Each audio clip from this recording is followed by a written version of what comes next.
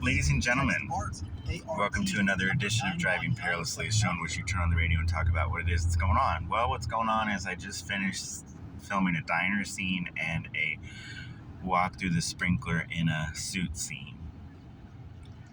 And it's nice to do a project where I'm the center of it, but usually I'm one of the characters on the periphery. I think I would prefer a character on the periphery so I don't have many lines to learn.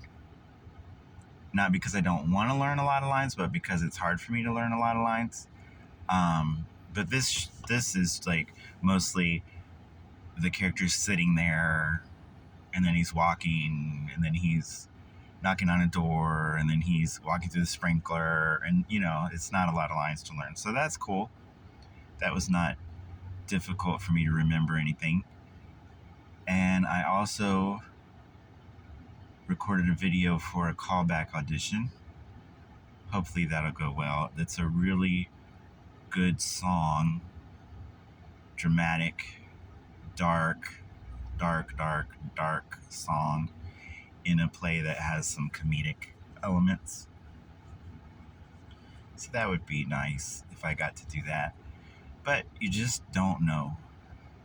So we'll see where that goes.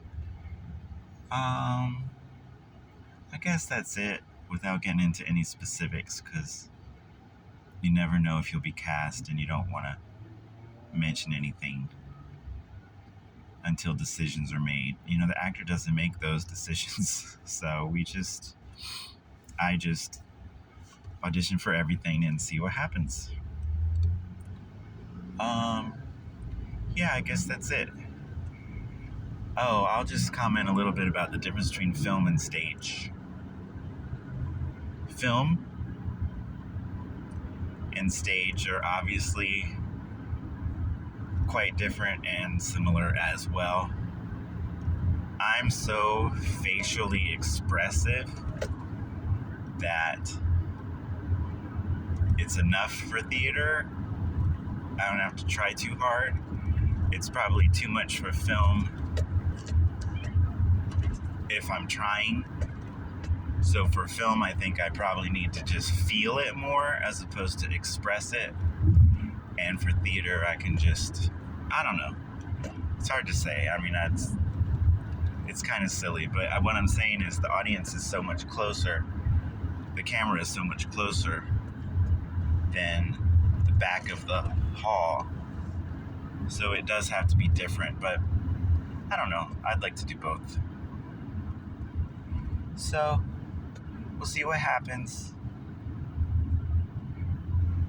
I guess that's it. It was nice to go to an audition and see a bunch of actors, a few that I knew, and a few meeting for the first time.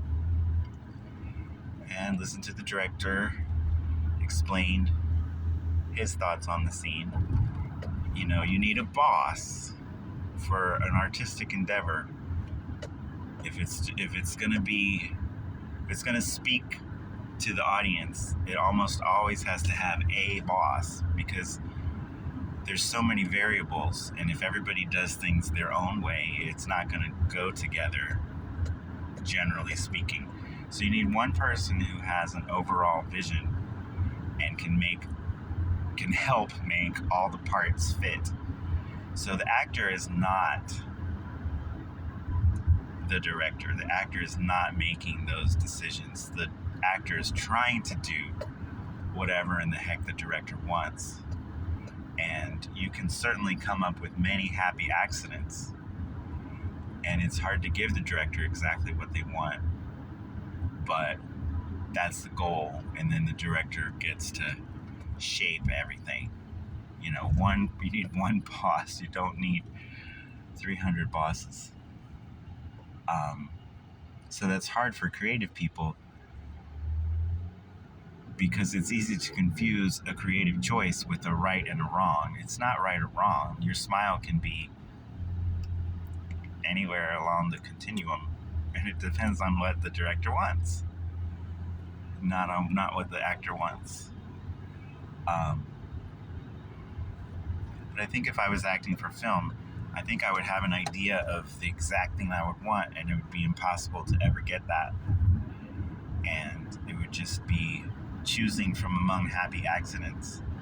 And maybe ending up with something better than I anticipated, but maybe not. I don't know. I'm not really interested in directing at this point. So, that's it for now. We're